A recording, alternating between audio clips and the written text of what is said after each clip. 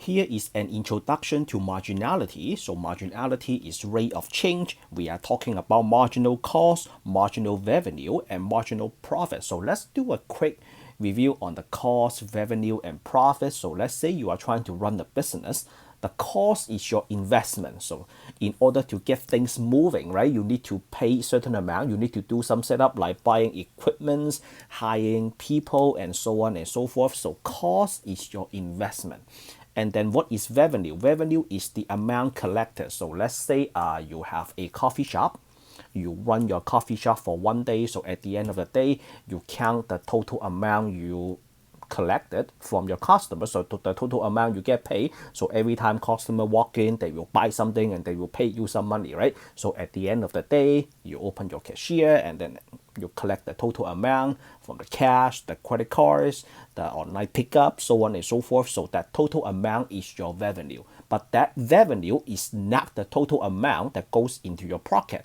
In fact, the profit is the total amount that goes to your pocket. So to calculate the profit, you have to take the revenue minus your profit. So for cost, we will be using C, revenue, we will be using R, and profit, we will be using P. So P is equals to R minus C.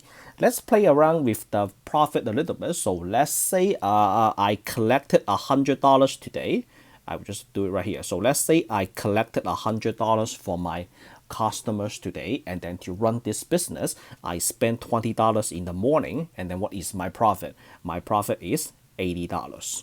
All right, so let's say I collected $100 for my customer, but unfortunately I spent $300 to make this business, and then what is my profit? My profit is negative $200. So that means I lose $200 for the day. And then what else? So let's say I spend $100 to run this business, and then I also collected $100 at the end of the day. So 100 minus 100, that is equals to 0. This is when the revenue equals to the cost. What do we call this? We call this a break even, BE. So break even, when the revenue is equal to the cost. What is break even? Break even means you run a business, you did a lot of work for a full day, but at the end of the day, you didn't earn any profit. So that is called a break even. So what about marginality? So marginality, where you see the word marginal, that means rate of change. In calculus, rate of change means derivative. You will be taking the derivative of a certain function. Okay, so marginality, that is the rate of change. We have a marginal cost, marginal revenue, and marginal profit. So the cost function is C, revenue function is R, and then the profit function is P. So for the marginality, the cost function, the marginal cost will be a C prime, marginal revenue will be a R prime, and then the marginal profit, P prime, which is equals to R prime minus C prime. So if you use a function to represent the cost, what does that mean? That means you have been running this business for a while. You are using one function to describe the cost of this business. Same thing for the revenue and the profit. You are running business every day. You are using one function to describe your revenue, and then your marginal revenue, you will be taking the first derivative of your revenue function. So that's how everything's calculated. And then the profit function, the marginal profit, you will have to calculate the marginal cost function first, and then find the marginal revenue function, and then you subtract them. All right, so let's do a very basic example. So I'm going to let X be the number of units produced. And then the cost function is C of X equals to 6,000 plus 5X. So you can play it around very quickly. So let's say you didn't produce any units. So that means X is equals to 0. So when X is equals to 0, 5 times 0 is equals to 0. So your cost is equals to 6,000. So that means if you do nothing, you still need to pay $6,000.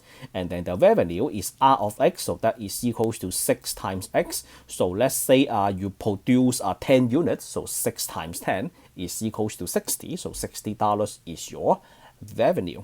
And then let's do some quick activities. So the first step is I would like to determine the fixed cost. The fixed cost is, let's say you didn't do anything. So that means the production is equals to 0. So when X is equals to 0, what do you get? We have Z of 0 equals to 6,000, right?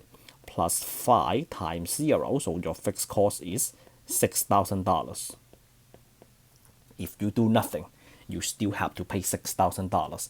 And then the marginal cost. So what is marginal cost? For the marginal cost, so since I use the word marginal, then you will be taking the derivative. So C prime of x, that is equals to what? That is equals to 0 plus 5, right? So your marginal cost per unit, so C prime of x is equals to 5. So your marginal cost is you have to pay $5 per unit. So this is $5 per unit. I should write this like 5 and then dollar per unit. And then the selling price, you can see that we have a R of x equals to 6x, right? So the selling price is $6. So R of x is equals to 6x, so the price is equals to $6. So you charge customer $6 per unit. So if they purchase 100 units from you, then you charge them 6 times 100, which is equals to $600. All right. And then the next, I would like to investigate the number of units to produce to make a profit. So you're running this business, how many units do you have to produce, like at least, to make a profit? So that will be, in order to make a profit, your revenue must be greater than your cost, right? You must earn more than what you invested. So your revenue is equals to 6x, your cost is equals to 6,000 plus 5x, and then you solve for x, so 6x minus 5x, that is x greater than 6,000 units. So that means you have to produce more than 6,000 units in order to make some profit. And then I also ask the profit for each unit sold.